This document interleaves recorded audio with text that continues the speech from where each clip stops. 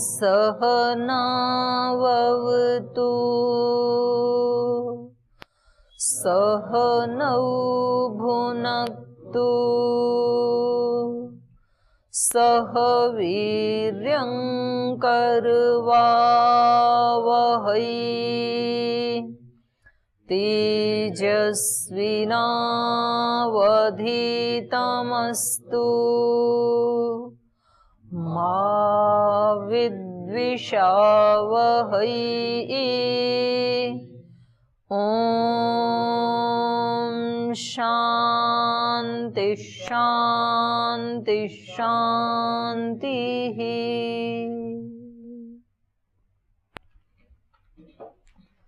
छांदोग्य उपनिषद में हम पढ़ रहे थे, पहले हमने पढ़ा कि सुख कहाँ है। सुख भूमा में है, यो वै भूमा तत्सुखम। उस भूमा को हम कहाँ देखें, कहाँ ढूंढें, कहाँ पाएं, उसकी उपलब्धि कहाँ हो, तो कहा हृदय के अंतर आकाश में उसकी प्राप्ति होती है। जिस व्यक्ति को उसकी प्राप्ति हो जाती है उसका क्या लक्षण है, क्या अंतर रहता है जिसको उसकी प्राप्ति हो गई उस व्यक्ति में और जिसको उसकी प्राप्ति नहीं हुई उस व्यक्ति में, दोनों में क्या अंतर है। तो बताया जिस व्यक्ति को हृदय आकाश में, अंतर आकाश में उसकी प्राप्ति हो गई, उसका सब लोकों में यथा कामचार हो जाता है, निर्बाध गति को वो प्राप्त कर जाता है, उसकी सब सत्य कामनाएं पूर्ण हो जाती हैं। उसकी जो सत्या कामा अनृता पिधाना, ऐसे जो कहा जाता है, अनृत से ढकी हुई हैं सत्य कामनाएं, तो उसका अनृत का ढक्कन हट जाता है और सत्य कामनाएं उसकी अभिव्यक्त हो जाती हैं। तो सत्य कामना अभिव्यक्त हो जाती है, इसका मतलब है उसकी हर जगह निर्बाध गति को वो प्राप्त हो जाता है, उसकी गति सब तरफ हो जाती है। और जिसने उसको प्राप्त नहीं किया, किसी अल्प चीज को प्राप्त किया, उसको प्राप्त करने के लिए जिसने अपनी सारी सामर्थ्य, सारी शक्ति लगाई, तो उसकी सब जगह पहुंच नहीं होती है, फिर उसकी सब जगह निर्बाध गति नहीं होती है। तो ये दोनों में अंतर है। उसका एक सीमित स्थान होता है, उसको अल्प तो मिलेगा क्योंकि उसने पुरुषार्थ किया है अल्प के लिए, लेकिन उसको भूमा नहीं मिलेगा। तो ये हम कल पढ़ रहे थे। तो कल वाले विषय में अगर आपको कुछ पूछना है तो पहले पूछ लीजिए, फिर आगे चलेंगे। ओम प्रणाम बहन जी। बहन जी, इसमें पितृलोक और मातृलोक आया था, तो मुझे एक बात फिर याद आ गया कि हम लोग अक्सर सुनते हैं कि ये स्वर्गलोक और नरकलोक, भूलोक तो समझ में आता है, ये नरकलोक और स्वर्गलोक के बारे में कुछ बताइए। जी जी। तो स्वर्गलोक तो ये जो जिसने अपने अंतर हृदय में उसको ढूंढ लिया ना, आत्मा को और परमात्मा को, तो उससे जो उसको सुख की अनुभूति होती है उसी को स्वर्गलोक कहा है शास्त्रों में। यहीं पढ़ेंगे आप उपनिषद में ही। और उससे उल्टा नरक समझ लीजिए फिर। और इनका जो शाब्दिक अर्थ है तो वो स्वर्ग माने सुख विशेष, एक सामान्य सुख, एक विशेष सुख और एक फिर आनंद। ऐसे ही दुख, दुख विशेष, बस दुख विशेष में ही आ जाएगा, उसका तीसरा कुछ नहीं है। तो दुख मतलब नरक और दुख विशेष मतलब उससे भी ज्यादा, माने अत्यंत दुख। तो जब हम उल्टे मार्ग पे चलते हैं, माने जो मनुष्य को नहीं करना चाहिए वो आचरण करते हैं, तो फिर अंदर अंदर से बहुत कष्ट होता है व्यक्ति को। वो स्वयं भी पीड़ित रहता है और दूसरे को भी पीड़ित करता ही है। उसको नरक कहा है। उसको जो अनुभूति हो रही है, वो जल रहा है, वो व्यक्ति अंदर से परेशान हो रहा है, रो रहा है, तनाव से युक्त हो रहा है, डिप्रेशन में है, ये सारा नरक है। और जो बहुत संतुष्ट है, सुखी है, शांत है, पवित्र है, उत्साह से युक्त है, जो वो चाहे वो कर सकता है, तो ये सुख है, स्वर्ग है ये। और इन दोनों से ही ऊपर उठ करके और एक स्थिति में ब्रह्म में लीन है, ये आनंद है। बहन जो बोलते हैं कि मरने के बाद स्वर्ग और नरक में जाते हैं, ये वाली बात। मरने के बाद स्वर्ग में इसलिए जाते हैं क्योंकि जब तक आपने अपने अहंकार को नहीं मारा, अपने दोषों को नहीं मारा, अपने अज्ञान को, कामनाओं को नहीं मारा, मतलब आत्मा तो मरता नहीं है कभी भी। तो जो मरता है वो कौन है? मरते हैं वो दोष मरते हैं, क्योंकि वो उत्पन्न भी हुए। तो जो उत्पन्न होता है वो ही मरता है। तो साधना करने से या कर्म कांड विशेष करने से स्वर्ग में जाते हैं, ऐसे जो कहा जाता है कि भाई स्वर्ग कामो अग्निहोत्रम यजेत, ऐसे शास्त्रों का वचन है। जिसको स्वर्ग में जाना है तो अग्निहोत्र करे। तो अग्निहोत्र मतलब क्या? आप जो रोज करते हैं वो तो उसका प्रतीकात्मक है। उसका जीवन ही कैसा होना चाहिए? यज्ञमय होना चाहिए। अपने लिए कुछ नहीं, सब दूसरों की भलाई के लिए। दूसरों की भलाई में मेरी भी भलाई हो जाएगी। तो उसी को गीता में कहा, सहयज्ञा प्रजा सृष्टवा पुरो वाचे प्रजापति। मैंने ये सारी सृष्टि ही सहयज्ञ, यज्ञ सहित रची है। ये सारी सृष्टि यज्ञ कर रही है, सब जगह यज्ञ हो रहा है। और ऐसे ही वेद में भी कहा, पहले ही मंत्र में, अग्निमीळे पुरोहितम यज्ञस्य देवम ऋत्विजम, वहां भी यज्ञ की चर्चा पहले ही उसमें। और उस यज्ञ का अग्नि भी ईश्वर है, होता भी, हवन करने वाला भी ईश्वर है। अग्नि भी वही, होता भी वही, ऋत्विज भी वही, करवाने वाला भी, पुरोहित भी वही। अग्निम ईळे, मैं उस अग्नि की स्तुति करता हूं। कौन सी अग्नि की? अग्निमीळे पुरोहितम, जो पुरोहित है, पुरोहितम यज्ञस्य देवम, इस यज्ञ का जो देव है, यज्ञस्य देवम ऋत्विजम, जो ऋत्विज है। ये सारे अग्नि के विशेषण हैं। अग्नि है ईश्वर, उस ईश्वर की मैं ईडे स्तुति करता हूं, स्तौमी। तो वहां सब कुछ ईश्वर ही है। तो वहां भी यही कहा, सृष्टि में भी सब जगह यज्ञ चल रहा है। इसलिए मेरा जीवन भी कैसा होना चाहिए? यज्ञीय होना चाहिए। तो ये है उसका अर्थ, स्वर्ग कामो अग्निहोत्रम यजेत। जिसको सुख की कामना है तो उसकी हर एक्टिविटी कैसी होनी चाहिए? यज्ञीय। दूसरे के लिए उसका बोलना, उसका चलना, उसका खाना, उसका सुनना, उसका देखना, उसका महसूस करना, उसका भावना करना, यहाँ तक कि सोना भी।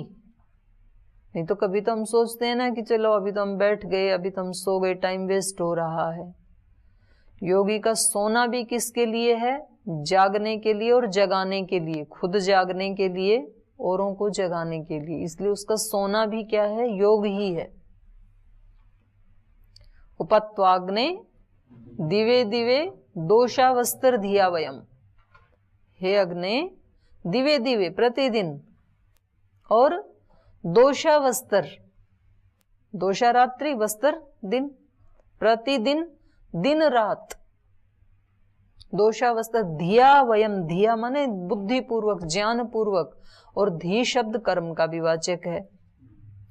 तो हम कर्म से और ज्ञान से, उपत्वाग्ने दिवे दिवे दोषावस्त्र धिया वयम नमो भरंत, आपको नमन करते हुए।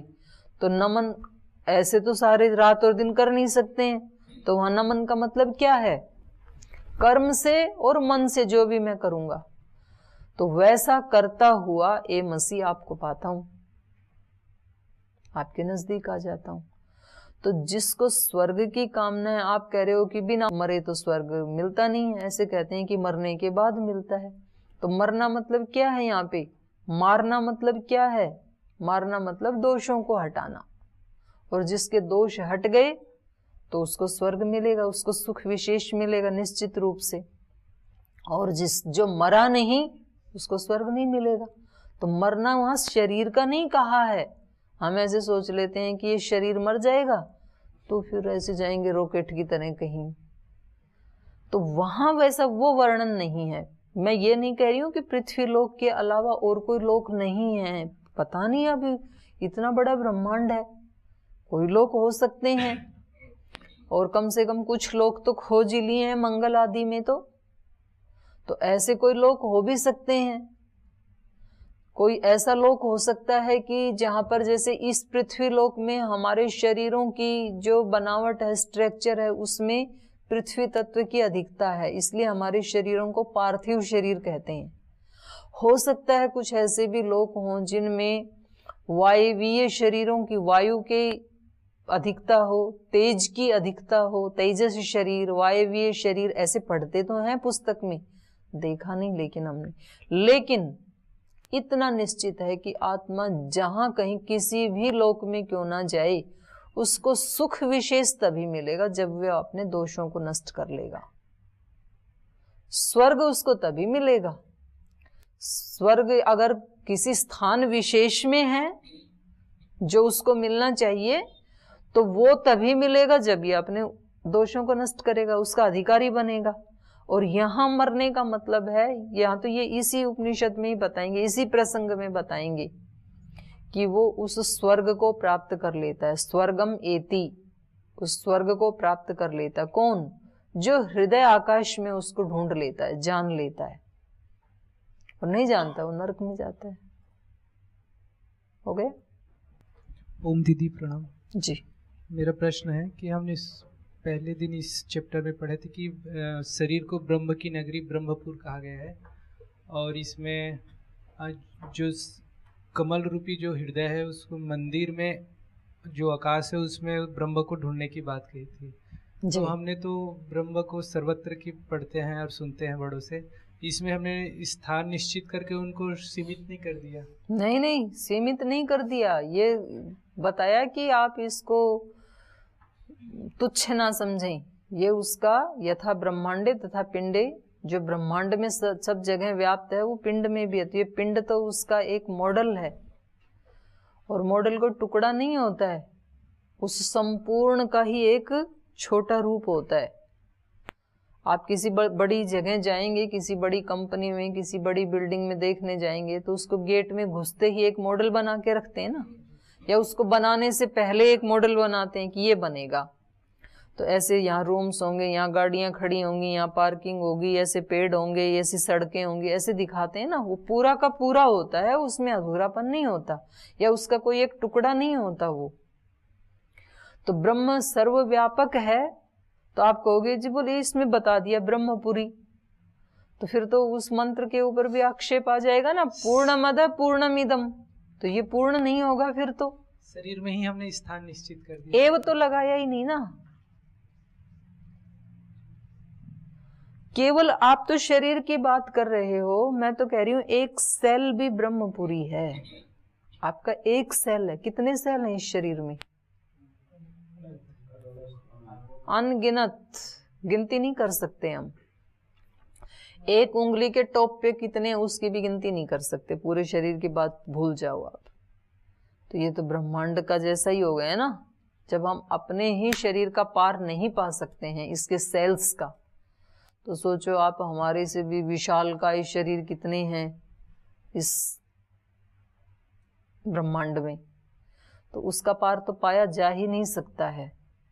तो यहां जो ये कहा जा रहा है कि ब्रह्मपुरी, तो इसका मतलब ये नहीं है कि केवल ये ही ब्रह्मपुरी है और कहीं भी ब्रह्म नहीं है, ऐसा निषेध नहीं किया जा रहा है। सर्वत्र भी है, लेकिन यहां भी है। अब यहां भी उन्होंने कह दिया, इसमें भी। अब पूरे शरीर में क्या व्याप्त नहीं है? जब कण कण में है तो पूरे शरीर में भी है ना। उसमें भी फिर एक हृदय को ले लिया, हाथ पैर ये सब छोड़ दिए, उसमें भी आंख नाक कान सब छोड़ दिए, एक हृदय को ले लिया। हृदय में भी फिर एक हृदय आकाश को ले लिया। तो इसका मतलब ये थोड़ी है कि और पूरे शरीर में चेतना है ही नहीं। वहां तो ये बताया जा रहा है कि उसकी उपलब्धि वहां होगी। वहां ढूंढो, ढूंढे कहाँ? अब आपको लाइब्रेरी में मैं भेजूं कि जाओ चारुदेव शास्त्री जी का एक व्याकरण चंद्रोदय पुस्तक है, ढूंढ के ले आओ, और बहुत विशाल लाइब्रेरी हो, कोई अपने पतंजलि से भी बड़ी हो, तो क्या कहोगे आप कि जी थोड़ा ये आइडिया तो बताओ कि उतनी बड़ी लाइब्रेरी में, और मैं बोलूं कि आपको इतने सीमित समय में ढूंढना है, टाइम भी सीमित दे दिया आपको, तो आप कहोगे जी इतनी विशाल का लाइब्रेरी में मैं ढूंढूंगा कहाँ उसको? इतनी पुस्तकें हैं, लाखों पुस्तकें हैं। तो कुछ थोड़ा तो आइडिया दो। तो फिर मैं बताऊंगी कि उधर लिखा होगा व्याकरण की पुस्तकें, उस रो में जाना, तो बाकी तो हट गए ना। तो आपके पास जीवन का लिमिटेड टाइम है, उतने टाइम में ही ढूंढना है आपको। उसमें भी कुछ तो बचपन में चला गया और कुछ आज तक अज्ञान में चला गया। अब आज से ढूंढना है और मृत्यु निश्चित खड़ी है। आप बताओ कहाँ ढूंढें? तो फिर जिन्होंने ढूंढा वो हमें बता रहे हैं, जिनको पता था कि आप शरीर में जो आपका हृदय है वहां ढूंढने की कोशिश करो। तो यहाँ निषेध नहीं किया जा रहा है कि केवल वो हृदय में ही है, अन्यत्र नहीं, ऐसे नहीं कहा जा रहा। वो उसका पता बता रही हैं कि कहाँ ढूंढोगे, इतने बड़े विशाल ब्रह्मांड में तुम उसको कहाँ जानोगे। तो उसका रहस्य जानना है तो कहाँ जान लो? अपने हृदय में जान लो, फिर तुम सब जगह जान लोगे। दूसरा प्रश्न दीदी, जो अपने आत्मा को जान लेता है वो संकल्प मात्र से जो कुछ प्राप्त करना चाहे वो प्राप्त कर सकता है, तो इसमें पुरुषार्थ की बात छिपी हुई है या उसको? पुरुषार्थ तो पहले ही कर लिया कि बिना पुरुषार्थ के ढूंढ लोगे। ऐसे कोई मतलब गुब्बारा थोड़ी ढूंढने जा रहे हो कि आपको फूला हुआ लटकता हुआ दिख जाएगा कहीं। बिना पुरुषार्थ के थोड़े होगा। उसी से ही तो आगे ये प्रसंग बढ़ा है। फिर जो आपका दूसरा प्रश्न है कि वहां ढूंढने का प्रयास करो, वहां ढूंढने का पुरुषार्थ करो, और जो उसको वहां ढूंढ लेता है, यहां यदि ढूंढ लिया ना तो सारा का सारा आप सारे लोकांतर आपके हो गए, आपने जीत लिए, अपनी कामनाओं को जीत लिया। तो अब इसका लौकिक उदाहरण देती हूँ आपको। जैसे एक मनुष्य में सामान्य कमजोरियां क्या क्या होती हैं? सामान्य कमजोरियां होती हैं देर से उठना, उल्टा पल्टा खाना, बीड़ी सिगरेट आदि पीना, मांसाहार करना, वाणी से गलत बोलना, शरीर को ठीक ना रखना, रोगी रखना, मन को ठीक ना रखना, दुर्भाव रखना, विचार अच्छे नहीं रखना, छोटे छोटे विचार रखना, बड़े कोई चिंतन नहीं कर, यही तो होती है ना ये न्यूनताएं। और अब ये तो आपने एक इमेजिन की बुरे आदमी की। अब आप एक कल्पना करो जिस व्यक्ति ने, जिसका शरीर बिल्कुल स्वस्थ है, जिसके पास बहुत धन है, जो बहुत मृदुभाषी है, जो बहुत अच्छा चिंतक है, जो बहुत अच्छा भावों से भरा है, जो अपने आप में संतुष्ट है, जो बहुत क्षमाशील है, जो बहुत बलवान है, मतलब उसमें सारे गुण हैं, और जो आत्मवेत्ता है, जिसने आत्मा को भी जान लिया है। अब वो व्यक्ति जब अपनी माँ के साथ व्यवहार करेगा तो वो पुत्र कैसा है? आदर्श है। पिता के साथ जब व्यवहार करेगा तो पुत्र कैसा है? आदर्श है। भाई के साथ व्यवहार करेगा तो आदर्श भाई, बहन के साथ करेगा तो आदर्श भाई, मित्र के साथ करेगा तो आदर्श मित्र, और शादी होगी पत्नी के साथ व्यवहार करेगा तो आदर्श पति, बच्चे हो गए तो आदर्श पिता।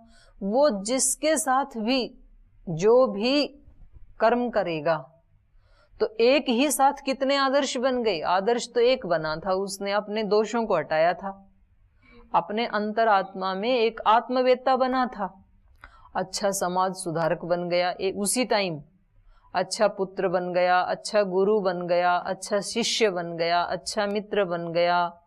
सारी अच्छाइयां एक साथ नहीं आ गई क्या? तो सारे लोग उसके सामने उपस्थित हो गए ना, एक अपना उत्थान करने से। तो ये ही कल बता रही थी। और वो जो आप पूछ रहे हैं कि वो कैसे हो जाता है बिना ही पुरुषार्थ के, कैसे मातृलोक, स्वस्त्रीलोक, भ्रातृलोक उसके सामने कैसे उपस्थित हो जाएंगे बिना पुरुषार्थ की? पुरुषार्थ तो उसने इसमें किया है, इसमें किया, ये क्या थोड़ा पुरुषार्थ है? ये करने के बाद कोई पुरुषार्थ करने की आवश्यकता नहीं है। फिर आपने जब अंतिम चीज को पा लिया तो नीचे वाली तो अपने आप ही पाई गई ना। जब आप अंतिम मंजिल के ऊपर चढ़ गए तो नीचे की मंजिलें तो आप क्रॉस करके तो चढ़े हो, तो बाकी सब तो उसके नीचे ही रह गया, तो वो सब तो आपके हस्तगत हो ही गया। ठीक है जी। ओम दीदी, इसमें जो स यदि पितरो लोको कामा भवति संकल्पात एव अस्य पितरः समुत्तिष्ठन्ति जो आया है, तो इसमें किस माता पितृलोक माता भ्राता भगिनी का जो वर्णन आया तो ये कौन उपस्थित हो गए इसमें? पूरा पितृलोक। पितृलोक यानी इस जन्म के उपस्थित हो गए क्या? और भी तो पिछले वालों के भी हो जाएंगे।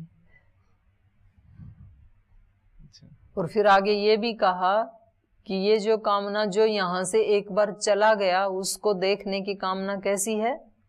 असत्य कामना, अनृत कामना है ये। क्योंकि जो एक बार यहाँ से चला गया वो इह दर्शनाय न लभते, वो यहाँ देखने के लिए नहीं मिलता है। फिर बताए ना यहाँ, तो इस पंक्ति से क्या स्पष्ट हो गया कि जो पहले पूर्वज मिल गए, यहाँ से चले गए, वो वापस आ नहीं सकते हैं। तो इसका मतलब यहाँ पितृलोक से उन सब पिताओं का वर्णन नहीं किया गया है, क्योंकि वो आ ही नहीं सकते हैं। तो फिर क्या कह रहे हैं पितृलोक से? पितृलोक से ये कह रहे हैं कि जो पिता सुख दे सकता है अपनी संतति को, अब पिता कितनी सहायता कर सकता है, वो सारी सहायता इस व्यक्ति की दूसरे व्यक्ति कर देते हैं।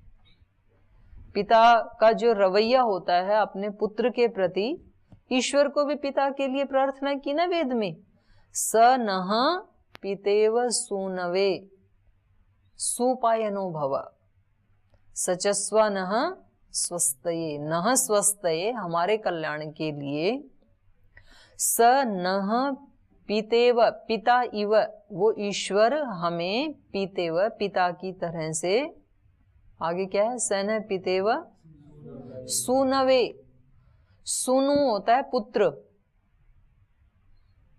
सुनु सुनु सु बड़ा नु छोटा, सुनु पुत्र, सूनवे पुत्र के लिए, स नः पितेव सूनवे सुपायनो भव, सु उप अयन, सुपायन, सु माने सुगमता से, उपनयने माने नजदीक निकट, आयन मतलब आना।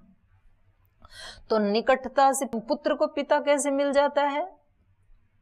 सुगमता से मिल जाता है और घर में ही रहता है, निकट भी है। तो ऐसे जैसे पुत्र के लिए पिता सुगमता से मिलने योग्य है, कुछ पुरुषार्थ करना पड़ता है क्या अपने पिता को मिलने के लिए? घर में ही है पिता और वो नजदीक भी है। तो वहां प्रार्थना की गई, ऐसे ही आप सचस्व, आप हमें मिल जाओ, क्योंकि आप हमारे पिता हो और हम आपके पुत्र हैं। तो ना तो दूरी है, जहां मेरा आत्मा है, मेरा आत्मा नहीं मैं आत्मा, जहां मैं आत्मा हूं वहीं तू परमात्मा है। तो जैसे पिता पुत्र में तो थोड़ी दूरी हो भी सकती है, हो सकता है पिता उस कमरे में हो, पुत्र इस कमरे में हो, तो हो सकता है उधर जाना पड़े वहां तक, लेकिन यहाँ तो इतनी दूरी भी नहीं है। उसी अंतर हृदय आकाश में मैं और उसी में मेरा परमात्मा, दोनों पिता पुत्र साथ साथ ही है ना। तो इसलिए कहा वैसे ही सुगमता से और निकटता से मुझे मिल जाओ, जैसे लोक मिल जाता है बच्चे को पिता। तो यहाँ पर पितरलोक या मातृलोक सारे ही बताए दिए, अभी तो वही तो बताया। तो जो जो भी पिता रक्षा करता है, माँ करती है, बहन करती है, जो जो हमारे संबंधी लोग हमारी रक्षा करते हैं, हमारा सहायता करते हैं, हमें आगे बढ़ाते हैं, वो सब इस व्यक्ति को मिल जाता है और पूरा लोक का लोक मिलता है। एक कोई बहन नहीं मिलती है, लाखों करोड़ों बहनें मिल जाएंगी जो आत्मवेत्ता है, क्योंकि उसकी दृष्टि में सब क्या है। जब उसको बहन की जरूरत होगी तो सब बहन अपनी बहनें हैं, जब उसको भाई की जरूरत हो तो सब भाई अपने ही भाई हैं, क्योंकि एक ही चेतना है, कोई अलग थोड़ी है। और जब उसको मित्रों की आवश्यकता है तो सब अपने ही मित्र हैं, जब उसको पुत्र की जरूरत है तो सारे अपने ही पुत्र हैं। ठीक है, दीदी जैसे विशेष लोक की बात नहीं कर रहा जहाँ पे वो निवास करते नहीं हैं? कर रहे हैं। अच्छा, अन्यथ दीदी जी यहाँ पहले खंड में ही बोले थे कि जो कामनाएं हैं वो ब्रह्मपुर में रहती हैं, और जब ये शरीर नष्ट हो जाता है, ब्रह्मपुर में नहीं, हृदय में, हृदय वही दहर उत्तरभ्य में, तो जब नष्ट शरीर हो जाता है तो वो सूक्ष्म शरीर में समाहित हो जाती हैं। हो जाती है, पहले भी सूक्ष्म में ही रहती हैं। ऐसे थोड़ी कि पहले कहीं हाथ पैर में थी और बाद में ये मरने लगा तो उठ के यहाँ आ गई, ऐसे नहीं। पहले भी वही है। तो सूक्ष्म शरीर में समाहित होते हुए भी कामनाएं उस अपहत आत्मा को प्रभावित नहीं करती, दूषित नहीं करती। और फिर दूसरे खंड में कह रहे हैं कि जो जो ये संकल्प और कामना करते हैं, तो ये फिर दोनों बातों में मतभेद। तो कामना दो बताई ना, अनृत और सत्य। तो सत्य सब कामना तो हमेशा ही रहेंगी इसके साथ। तो सत्या कामः अनृता पिधाना भी तो हाँ, कह रहे हैं। जो अनृत हैं उनसे ढकी होने के कारण वो सत्य कामनाएं हैं वो हमारी अभिव्यक्त नहीं होती, और जिन्होंने अनृत को हटा दिया उन योगियों की अभिव्यक्त हो जाती हैं।